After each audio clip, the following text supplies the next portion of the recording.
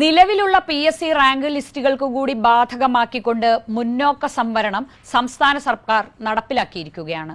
യഥാർത്ഥത്തിൽ ഇത് കേരളത്തിലെ പിന്നോക്കക്കാരെ വഞ്ചിക്കുന്നതിന് തുല്യമാണ്. CPMന്റെ B ടീമോ C ടീമോ ഒക്കെയായ CPI ഏത് കാര്യത്തിനും ഏറാൻ മൂളും എന്നതുകൊണ്ട് CPIയിൽ നിന്ന് കൂടുതലൊന്നും പ്രതീക്ഷിക്കേണ്ട. ഭരണപക്ഷത്തു നിന്ന് മുറുമുറുപ്പ് പോലും ഉയരില്ല.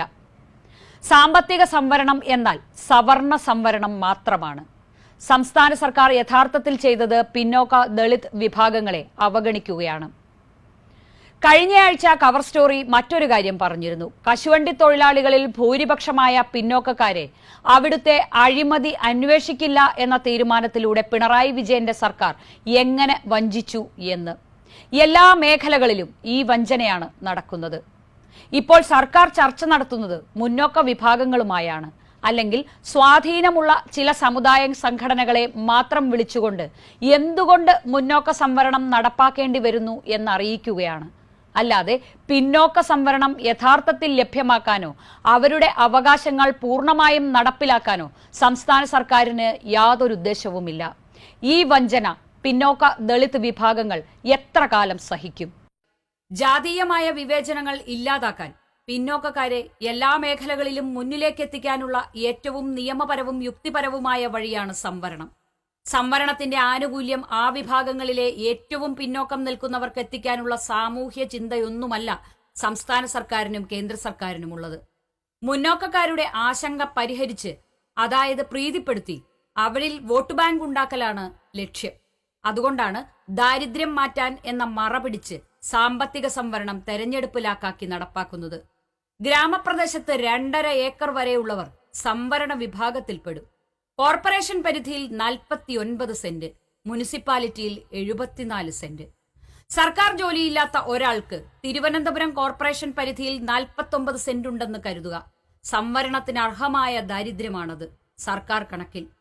അപ്പുറത്ത് ജാതി സംവരണം എന്ന ഭരണഘടനാ അവകാശമുള്ള ഭൂരിപക്ഷവും 3 സെന്റ് കോളനികളിലും തോട്ടുവരമ്പത്തുമാണ് അടിസ്ഥാന സൗകര്യങ്ങളില്ലാതെ ജീവിക്കുന്നത് എന്ന് മറക്കരുത്.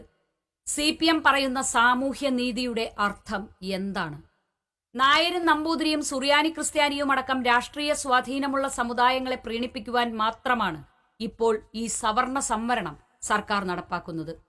CPM ചായ്വുള്ള സമരത്തിനും ജാഥയ്ക്കും ആളായെത്തുന്ന ഭൂരിപക്ഷം വരുന്ന പിന്നോക്ക സമുദായങ്ങളോടുള്ള കൊടും ചതി. സവർണ വോട്ട് ബാങ്കുകൾ ഏകീകരിക്കാൻ ആ വിഭാഗങ്ങളുമായി ചർച്ചയടക്കം നടപടികൾ വേറെയും നടത്തുന്നുണ്ട്. നമ്മുടെ സംസ്ഥാനത്ത് സംവരണം നിലനിൽക്കുന്ന സംവരണത്തിൽ ആർക്കെങ്കിലും എന്തെങ്കിലും കുറവ് വരുത്തുക എന്നത് സർക്കാർ ഉദ്ദേശിക്കുന്ന കാര്യമല്ല, അങ്ങനെ ഉദ്ദേശിച്ചിട്ടുമില്ല. അത് ഇതിൻ്റെ ഭാഗമായിട്ട് അങ്ങനൊരു കാര്യവും വരില്ല. വിദ്യാഭ്യാസ മേഖലയിൽ ചെയ്തത്, തൽക്കാലം ഈ വർഷം നടപ്പാക്കുമ്പോൾ ചെയ്തിട്ടുള്ളത് എക്സ്ട്രാ സീറ്റുകൾ കൊടുക്കലാണ്, ഈ പറയുന്ന 10%. അതുകൊണ്ട് നേരത്തെ ഉണ്ടായിരുന്നവർക്ക് ഒരു തരത്തിലുള്ള കുറവും സംഭവിക്കുന്നില്ല. ക്രിസ്ത്യൻ മാനേജ്മെന്റുകൾ നടത്തിയ നിയമനങ്ങളെല്ലാം അംഗീകരിച്ച് സർക്കാർ വക ശമ്പളം കൊടുക്കാൻ കഴിഞ്ഞ ദിവസം ധനമന്ത്രി തോമസ് ഐസക് തീരുമാനിച്ചിട്ടുണ്ട്.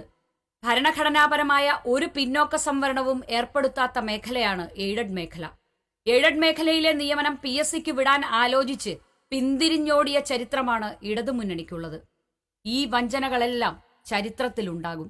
അധികാരം മാത്രമാണ് ലക്ഷ്യം, ഭരണ തുടർച്ച മാത്രമാണ് ലക്ഷ്യം എന്നു പറഞ്ഞു മുന്നേറുമ്പോൾ ആരൊക്കെ ഏതൊക്കെ വിഭാഗങ്ങളാണ് ചവിട്ടി മെതിക്കപ്പെടുന്നത്, ഏതൊക്കെ മേഖലകളിലാണ് മക്കളും ഉദ്യോഗസ്ഥരും രാഷ്ട്രീയ നേതാക്കളും പടർന്നു പന്തലിക്കുന്നത് എന്നെല്ലാം കേരളം കണ്ടുകൊണ്ടിരിക്കുകയാണ്.